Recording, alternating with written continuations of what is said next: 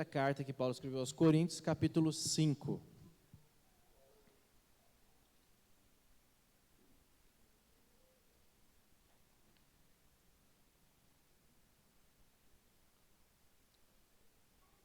Diz assim a palavra do Senhor: geralmente se ouve que há entre vós imoralidade, e imoralidade tal, como nem mesmo entre os gentios, isto é, haver quem se atreva a possuir a mulher do seu próprio pai. E contudo, andais vós ensoberbecidos, e não chegastes a lamentar para que fosse tirado do vosso meio quem tamanho ultraje praticou.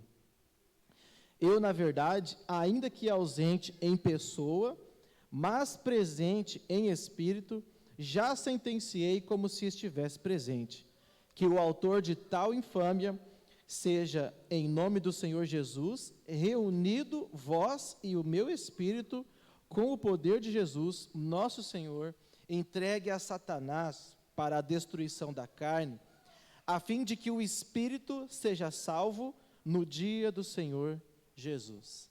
Amém? Senhor Deus, obrigado pela sua palavra. Não permita, Senhor, que falemos algo de nós mesmos, mas que, ao contrário, o teu Espírito fale por meio dessa palavra. Fale aos nossos corações, fale aos corações dos teus filhos, que estão aqui sedentos e necessitados de entender a tua maravilhosa lei. Então, no nome de Jesus, nos instrua e nos faça sair daqui muito mais crentes nessa palavra do que quando entramos. No nome de Jesus oramos. Amém. Pode assentar, meu irmão. Nós estamos já há um bom tempo falando da primeira epístola que Paulo escreveu aos Coríntios e nós saímos daquela série de sermões, daqueles 4 primeiros capítulos que falava a respeito de divisão. A igreja de Corinto era uma igreja muito problemática, né? Ela tinha problemas de divisão, né? A igreja estava dividida entre várias personalidades, vários líderes que outrora lideraram a igreja ou que eram conhecidos na história do cristianismo. Então, a igreja estava dividida em torno dessas pessoas. Também tinham um problema de imoralidade sexual, que é o que nós vamos falar hoje. Tinha um homem que estava vivendo com a sua madrasta, não é? Tinha também problemas, vários irmãos que estavam levando um ao outro no tribunal, e isso estava causando um mau testemunho da igreja na cidade. Eles tinham problemas também com casamentos. Muitas vezes as mulheres se convertiam e os seus maridos não eram crentes, e elas queriam abandonar os seus maridos para ficar só servindo ao Senhor. Estava tendo esse problema também na igreja. Tinha problemas com relação a comidas sacrificadas, não é? Naquele tempo não tinha açougues como tem hoje. Então os cultos pagãos também faziam seus sacrifícios, e era muita carne, era muita comida que eles sacrificavam. Então uma parte era incinerada, e a outra parte, o que fazia com a outra parte? A outra parte ia para o sacerdote, mas sobrava grande parte de carne daqueles cordeiros, daqueles animais que eram oferecidos no templo, e aí eles pegavam essas carnes e levavam para os açougues para ser vendido. E aí como é que vai ficar? O crente pode comer essa carne que foi oferecida lá para a deusa Diana, para não sei lá o que? Será que a gente pode comer isso? E tinha uma disputa acirrada dentro da igreja, quem podia comer, se podia, se não podia. E Paulo vai gastar um tempo explicando isso aqui. Uma hora nós chega lá, né? E aí a gente vai entender também sobre isso. Então a igreja tinha vários problemas. Eu tinha problema com ressurreição. Tinha gente lá dentro que não acreditava na ressurreição dos mortos. Tinha irmãos lá que tinha problema com dons, não é? Eles profetizavam fora de hora e causavam um alvoroço do culto. Então Paulo tem que tratar todos desses problemas. Uma igreja extremamente complicada, não é? E logo quando a igreja se separou da igreja romana, não é? Na Reforma Protestante, em 1517, falava-se, né, que saíram da igreja porque a igreja não seguia mais os costumes da palavra de Deus, da Bíblia, não era mais a igreja verdadeira. Então, se perguntava, quais são as marcas, então, da igreja verdadeira? Então, os reformadores logo começaram a pensar biblicamente sobre isso, e eles chegaram à conclusão que existem 3 marcas da igreja verdadeira. A primeira é a pregação fiel da palavra de Deus. A segunda é a ministração correta dos sacramentos, né? Que nós entendemos como os 2 apenas, a ceia e o batismo.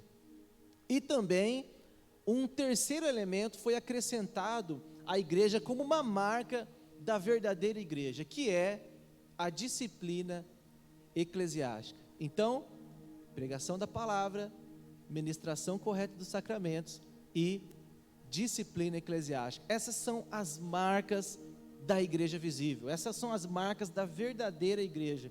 Então, não é uma placa, não é uma denominação, mas qualquer igreja que sustenta esses 3 fundamentos, uma pregação fiel das palavras, uma ministração correta dos sacramentos e uma disciplina eclesiástica, é uma igreja verdadeira, porque segue os princípios da palavra de Deus. E aqui, Paulo vai usar sua autoridade apostólica para exercer a disciplina eclesiástica diante desse homem, né, desse imoral que está na igreja de Corinto.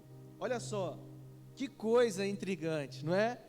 Geralmente se ouve que há entre vós imoralidade tal como nem mesmo entre os gentios, de haver um homem que se atreva a possuir a mulher do seu próprio pai. Então, não é a sua mãe, não é a mulher do seu pai, que senão a Bíblia falaria, né? Possuir a sua mãe, seria uma bizarrice ainda maior, não é? Mas tem um homem dentro da igreja de Corinto, que está vivendo junto com a mulher de seu pai, a sua madrasta. Então, provavelmente sua mãe morreu ou se separaram, e o seu pai possuiu, se casou com outra mulher, e eles estão vivendo de comum acordo com essa mesma mulher, 2 homens com uma mesma mulher, e é uma lei estrita, quebrada, do livro de Levítico, não é? Capítulo 18, também tem Deuteronômio 22, verso 30, que fala que o homem não deve descobrir a nudez do seu pai, ou da sua mãe, ou da sua madrasta, ou da sua cunhada, ou da sua sogra. Quando fala descobrir a nudez, não é assim, você não pode ver o fulano pelado, não é só isso, não, mano. A Bíblia está falando de que você não pode possuir essas mulheres, você não pode possuir a sua sogra, você não pode se casar com a sua madrasta, com a sua mãe, com a sua irmã, não é? É muito cansativo esse texto de Levítico. Se você ler, Deus é bem específico: a mulher do teu próximo não possuirás, ou não descobrirás a nudez, e ele vai explicando e vai falando, e essa é uma quebra da lei de Deus. E, pasme, Paulo não está tão assim, pasmado com o que está acontecendo. O problema é que a igreja não fez nada, e o interessante aqui é que isso permanece acontecendo no meio deles, e o pior de tudo é que isso saiu da igreja e está na boca do povo, não é? Isso está no mundão, como a gente usa, está todo mundo sabendo, a cidade inteira está comentando que tem um homem lá da igreja de Corinto que está vivendo em comum acordo com a mulher de seu pai. E Paulo fala que isso é uma imoralidade, e é uma imoralidade que nem mesmo entre os gentios. Olha só o que Paulo está dizendo: está acontecendo, gente, uma coisa na igreja que nem as pessoas que não são crentes, concordam em fazer. Eles ficam sabendo da imoralidade que há no meio de vocês, e eles ficam espantados, eles ficam assustados, não é?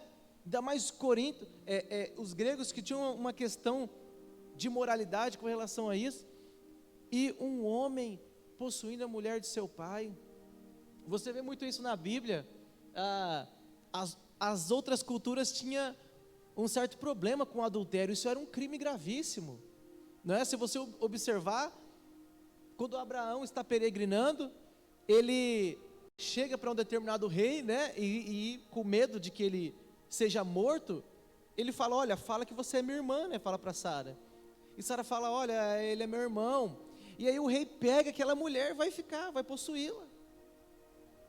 Mas aí em sonho ele é perturbado e Deus fala para ele que aquela mulher ali não é irmã dele, é mulher de Abraão. E aí ele vai assustado e devolve. Por quê? Porque eles tinham essa moralidade com adultério. Eles não tinham problema em matar, né? Então normalmente o que eles fariam? Abraão ficou com medo. Falou: se você falar que você é minha esposa, você é tão bonita, que eles não vão pegar você assim. Primeiro eles vão me matar, né? Porque olha, já que você está morto, então não é adultério, né? Então eles não tinham problema com assassinato, o problema deles era com adultério. Então a gente te mata, resolve, você ficou solteira e aí agora você vai lá para o meu harém. Mas aí Deus tem um propósito, né? Ele fala: não, Abraão, você não vai morrer, porque eu estou cuidando de você, e ninguém vai tocar em Sara, porque ela é sua mulher, e de ti vai nascer uma grande nação. Então você percebe essa questão de moralidade sexual, até entre os gentios, né? Mesmo que seja descabido, né? Tudo bem assassinato, mas adultério não. Mas ainda assim você percebe que havia uma moralidade, e todos estavam sabendo. Geralmente se ouve, está todo mundo falando, é o que Paulo está dizendo. Essa conversa chegou aqui onde eu estou, essa imoralidade, esse pecado gravíssimo de vocês, não é? E aí, a passividade dos coríntios diante desse pecado é o grande problema aqui, porque os pecados na igreja podem aparecer e sempre vão aparecer, mas o que a igreja não pode ficar é alheia, avessa a isso e concordar com isso. O espanto de Paulo é justamente esse, não por causa do pecado. Ele não fica assim: nossa, que absurdo, um homem possuindo a mulher de seu pai. Não, ele fala assim: que absurdo que vocês não fizeram nada. É isso que ele diz aqui. E contudo andais vós ensoberbecidos, e não chegastes a lamentar, para que fosse tirado do vosso meio quem tamanho ultraje praticou. Ao invés deles se lamentarem, ao invés deles tomarem uma decisão, a liderança, eles continuavam ensoberbecidos, como aqueles que nós lemos nos capítulos anteriores. Nós estamos fartos, Paulo, nós já reinamos, nós temos dons, nós profetizamos, nós falamos em línguas, nós somos cheios do Espírito Santo, o nosso culto é uma bênção, a gente é bem visto pela sociedade, está tudo certo. E tinha um homem imoral dentro da igreja, vivendo debaixo do mesmo teto que eles, congregando com eles, e eles não chegaram a se entristecer por causa do pecado. Ao contrário de soberba, esse pecado deveria fazer com que eles se lamentassem, com que eles chorassem diante de Deus e falassem: meu Deus, que tristeza, um homem aqui da nossa igreja, vivendo uma vida imoral, que absurdo, que tristeza para o corpo de Cristo, um irmão que caiu, que pecou. Não é aqueles apontamentos, aqueles julgamentos, mas aquela tristeza, como se isso também poderia acontecer com você, não é? Falei: olha, poderia ser eu cego, enganado pelo pecado desse jeito. E Paulo está dizendo: vocês não fizeram nada, e a atitude que deveria ser feita aqui, é uma atitude severa, e nós vamos entender por quê. Paulo diz que vocês não deveriam aceitar essa pessoa no meio de vocês, porque vocês estão maculando o corpo de Cristo. Quando vocês descobrem pessoas que estão vivendo uma vida de pecado, e vocês aceitam essa pessoa, mesmo assim, nesse erro, vivendo no seio da igreja, vocês estão maculando o corpo de Cristo, vocês estão manchando o corpo de Cristo. Paulo fala em 1 Coríntios 6, verso 16, que aquele que se deita com uma prostituta, se torna um com ela. Ele está falando de relação carnal, certo? Porque o casamento, a relação sexual, é o ato mais íntimo e você se torna como que um com aquela pessoa. Não são mais dois, mas uma só carne, uma só pessoa. Então, quando você se une com uma prostituta, você se torna um com ela. E é isso que você quer ser? Você quer ser alguém devasso da prostituição? É claro que não, que Paulo está tentando argumentar. E é interessante que a igreja é comparada a um corpo também. Nós somos o corpo de Cristo, Ele é o nosso cabeça e a igreja é o seu corpo. E quando nós aceitamos alguém que não faz parte do corpo dentro dele, o que a igreja se torna? Se torna semelhante àquele que está em impurezas também.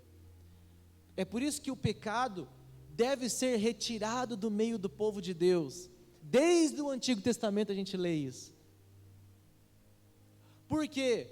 Porque quando há um ato dessa natureza, não é a igreja que purifica o pecador que está lá fazendo aquilo, mas é esse pecador não tratado, não arrependido e não disciplinado, transforma toda a igreja manchada, maculada, imperfeita.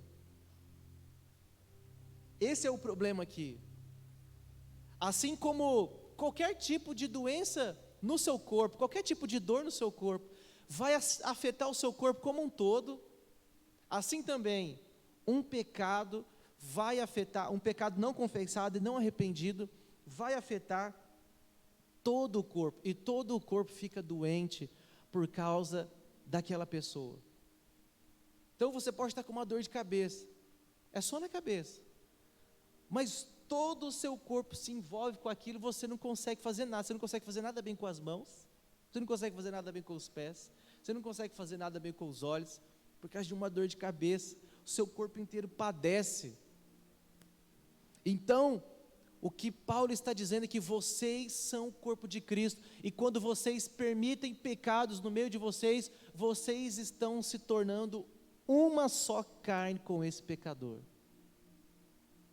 Por isso que Paulo fala, vocês deveriam lamentar e tirar esse homem do meio de vocês. O verso 3, como que deve proceder, qual é a maneira em que os coríntios deveriam proceder no ato da disciplina desse irmão. Verso 3, eu na verdade, ainda que ausente em pessoa, mas presente em espírito, já sentenciei, como se estivesse presente, que o autor de tal ato, infâmia, seja em nome do Senhor Jesus, reunido vós e o meu espírito com o poder de Jesus Cristo, nosso Senhor, entregue a Satanás para a destruição da carne. Isso é um texto complicado, né? Paulo está falando, olha, eu como apóstolo, mesmo ausente, mesmo não estando aí, mas como eu tenho autoridade diante da igreja de Deus, dessa igreja aí que eu fundei, que eu plantei, vocês precisam levar esse irmão e discipliná-lo. E a disciplina é algo bíblico, não é algo ultrapassado, não é algo que ficou para trás, mas a disciplina é justamente isso, você tratar pessoas e levá-las ao arrependimento. Disciplina não é para envergonhar, disciplina não é para machucar as pessoas, mas a disciplina tem um teor pedagógico, é de ensino. Você precisa confrontar a pessoa com o erro que ela está cometendo e levá-la a um arrependimento. Esses são os critérios da disciplina. E Paulo pega pesado com esse homem aqui por vários motivos. E existem vários critérios para a disciplina ser aplicada. Uma delas é o nível de conhecimento da pessoa, não é?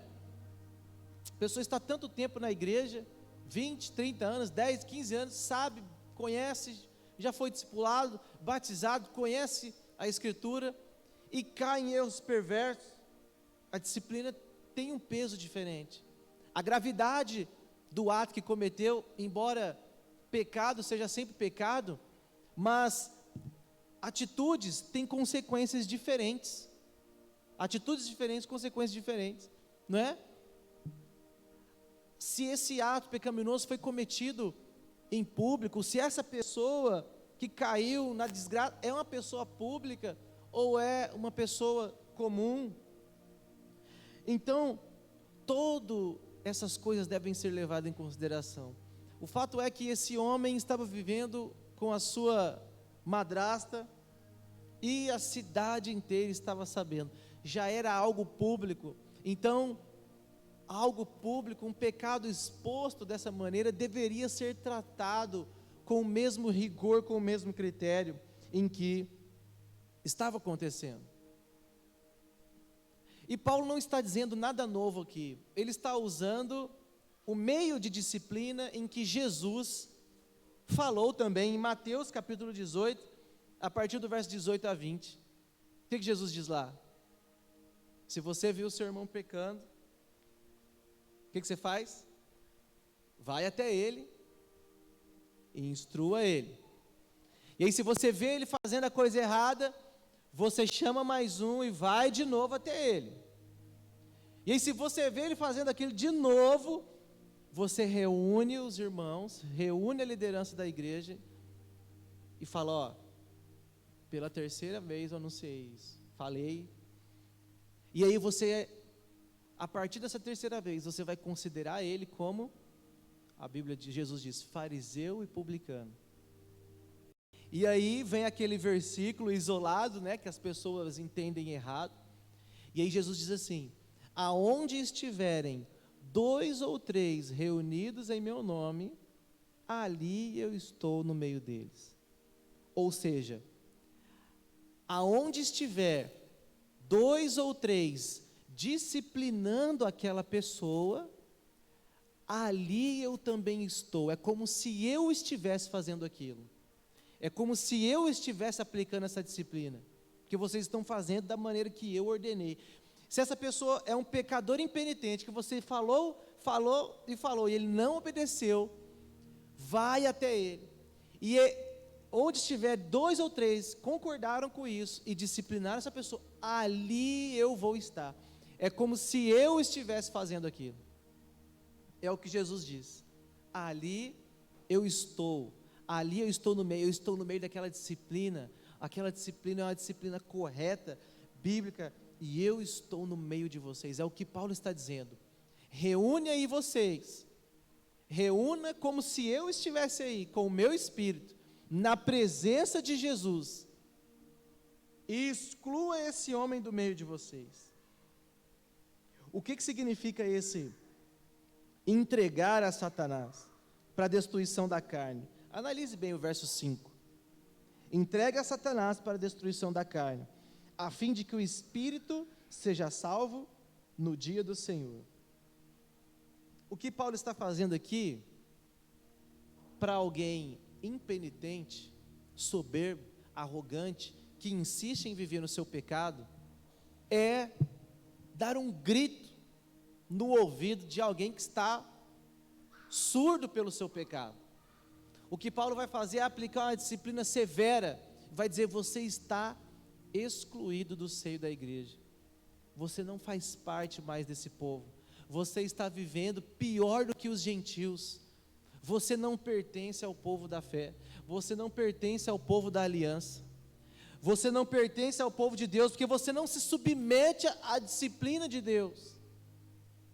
Então você está fora dessa cobertura espiritual que há aqui, você está fora dessa habitação onde Deus cuida de cada um dos seus filhos. Agora você vai ser entregue aos seus próprios prazeres. Você não quer viver em pecado? Então vai abraçar o pecado e o diabo de uma vez por todas. Você acha que aqui não está bom? Você acha que a disciplina da igreja não está boa? Você acha que viver conforme os padrões de Deus não está bom? Então vá viver amargurado, sofrendo na sua carne, o que o diabo vai proporcionar para você. Lá sim, você vai viver uma vida de engano, de escravidão, de perversidão, de amargura. E aí o que Paulo está dizendo? Entregue esse homem a Satanás, que ele vai ser afligido lá, e ele vai sentir saudades da igreja, ele vai sentir saudades do povo de Deus, ele vai sentir saudades da comunhão com os irmãos, e eu espero que essa aflição na carne faça com que ele retorne. É isso que Paulo está dizendo. Paulo não está expulsando ninguém, Paulo não quer nem saber desse homem, não é isso que ele está dizendo. Ele está falando, vamos aplicar uma disciplina, e vamos deixar ele sofrer no mundo que ele acha que não é sofrimento. Para quê? Para que no fim, o espírito seja salvo no dia do Senhor. Vamos aplicar uma disciplina nesse homem cego e surdo da palavra de Deus, para que, diante do sofrimento, ele aprenda que a verdadeira liberdade está em servir ao Senhor,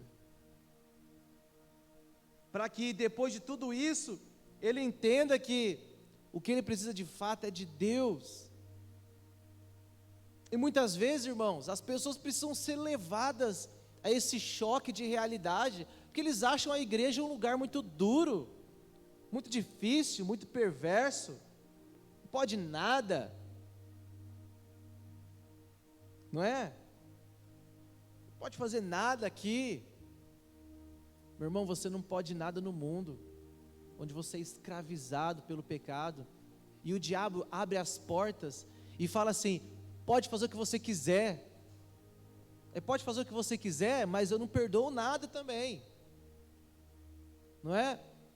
Você é exposto a uma liberdade, que você não dá conta. Imagina você pegar uma criança, e levar ela para o mar, e falar assim, pode fazer o que você quiser, aí ela vai, aí quanto mais liberdade ela tem, mais próxima da morte ela está, não é? Essa é a liberdade que o diabo te oferece, meu irmão.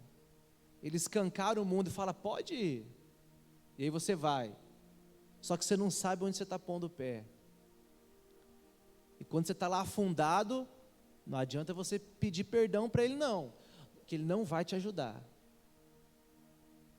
Lá não há perdão para ninguém. Lá no mundo você pode fazer o que você quiser, mas não tem perdão para ninguém. O diabo vai te escravizar, e é só isso, é só castigo na carne. Aqui você é ensinado a negar os seus prazeres, negar suas vontades, mas quando você cai, meu irmão, tem mão estendida para falar, não, fica tranquilo, o Evangelho é uma boa nova. Aqui é o lugar de buscar arrependimento, aqui é o lugar de ser perdoado, aqui é o lugar de mudança, é de confronto, de palavra dura também, mas não é para te matar, pelo contrário, é para te trazer vida. É isso que Paulo está dizendo. Se você não está contente na igreja, vivendo como um cristão, então vai desfrutar do mundo para você ver, vai lá ser escravo do diabo, mas eu espero que você volte arrependido e busque a face de Deus novamente. E lá em 2 Coríntios 2, dos 5 ao 11, nós temos um relato que parece ser que esse homem se arrependeu, né? 2, dos 5 ao 11, se um de vocês tem causado tristeza, não a tem causado apenas a mim, mas também em parte para eu não ser demasiadamente severo com todos vocês. A punição que foi imposta pela maioria é suficiente. Agora, ao contrário, vocês devem perdoar-lhe e consolá-lo, para que ele não seja dominado por excessiva tristeza. Parece que Paulo está aconselhando que a igreja traga de volta aquele pecador que foi para o mundo, viveu aquela vida, mas que se arrependeu, e ele está profundamente triste, convicto dos seus pecados, e Paulo fala, não o abandone, pelo contrário, a disciplina surtiu efeito, e já que ele quer voltar, traga-o de novo à fé, porque esse é o lugar dele. E era para isso que a disciplina foi aplicada, para que ele volte à comunhão dos santos. Amém?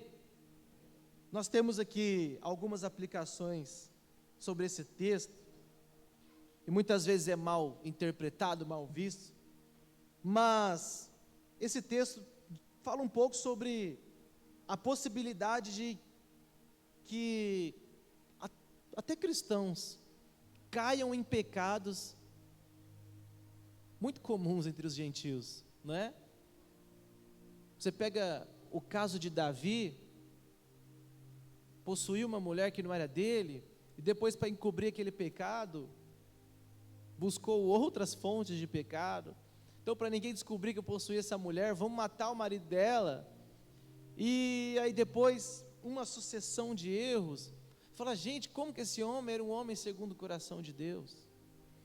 Mas você observa que é possível que cristãos caiam em pecados como os gentios, mas a igreja precisa não pode ser omissa com relação a isso, porque é nós que damos testemunho da palavra de Deus. Paulo fala que a igreja é coluna e baluarte da verdade. Então, uma igreja que sustenta mentiras, que vive à base de mentiras, que não se importa com as coisas corretas, quem que vai se importar se a igreja de Deus não vive esse padrão, não vive esse princípio, não é? Outra coisa, os pecados, tanto nosso como do próximo, devem nos levar a uma profunda contrição, e é muitas vezes isso que nós não vemos. Às vezes o irmão comete um pecado, um deslize, em vez da igreja se entristecer, isso vira uma fofoca, vira um julgamento, né? Vira uma coisa horrível. E se for aquele irmão que você não gosta ainda, aí você vai achar é bom, quando na verdade pecados deveriam nos levar a se entristecer e não nos alegrar. Você percebe na escritura que quando Deus queria que o povo lembrasse dos seus pecados, eles eram levados a usar roupas com pano de saco, cinza sobre as suas cabeças, nada de sorriso, nada de cânticos, nada de alegria. Hoje é o dia que vocês vão lembrar da vida pecaminosa de vocês. Arrependimento é isso. Os sacrifícios mostravam isso. Você está achando que sacrifício era uma coisa bonitinha, meu irmão? Imagina você trazendo um cordeiro ou um boi para ser sacrificado. Aí vem um sacerdote com uma faca, corta o pescoço, degola aquele bicho na sua frente, deixa ele sangrando, tudo perto de você, você olhando aquilo, seus filhos olhando aquilo.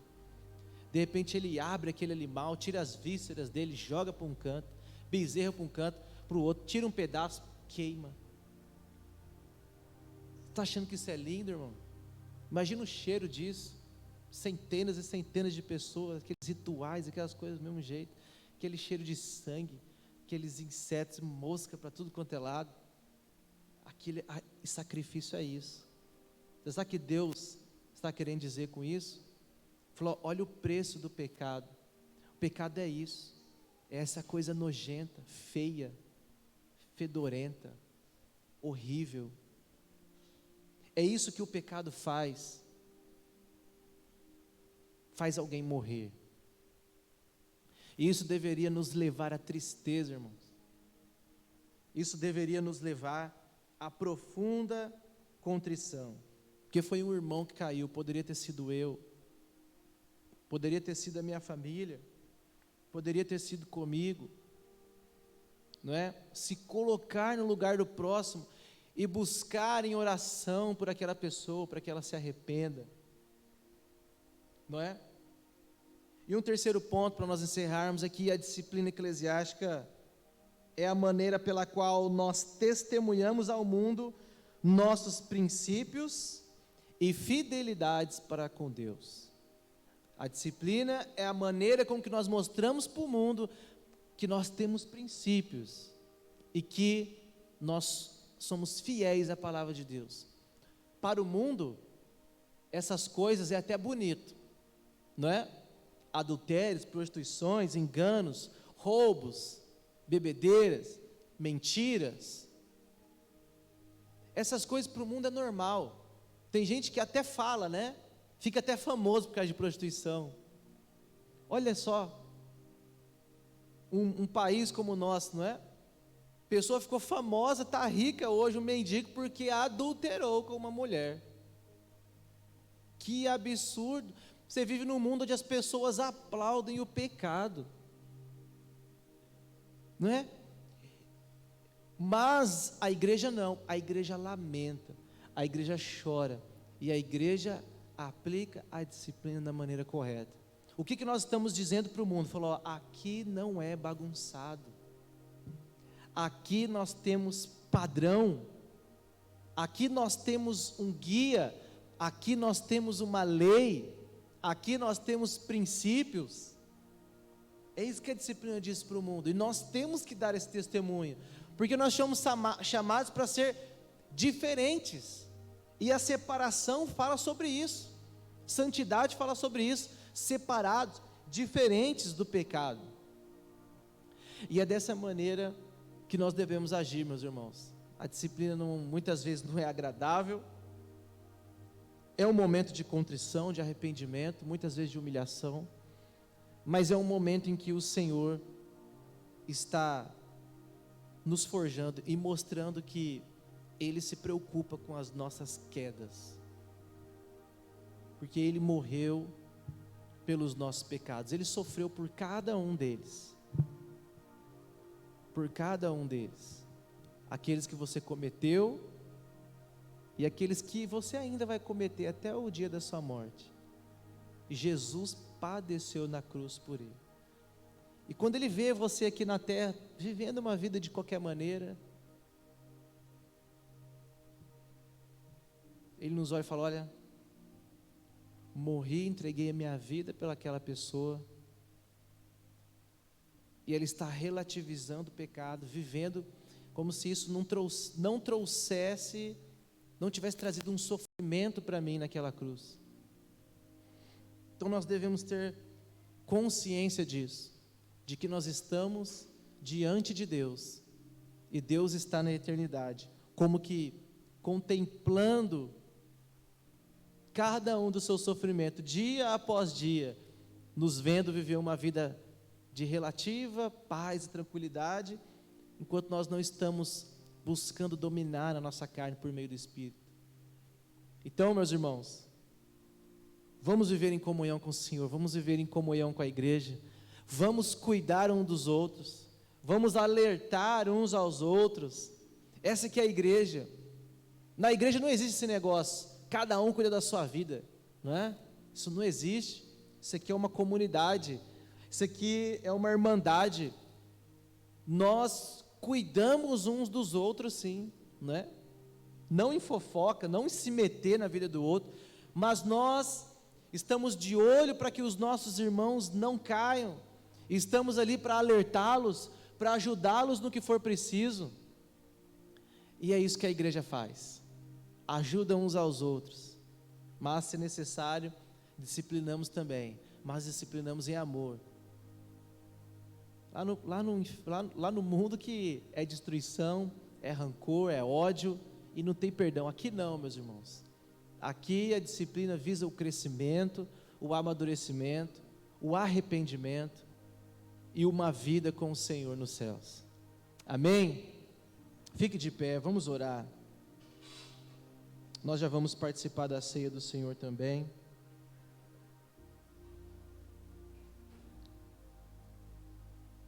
Lembre-se do dia em que o Senhor foi crucificado. Lembre-se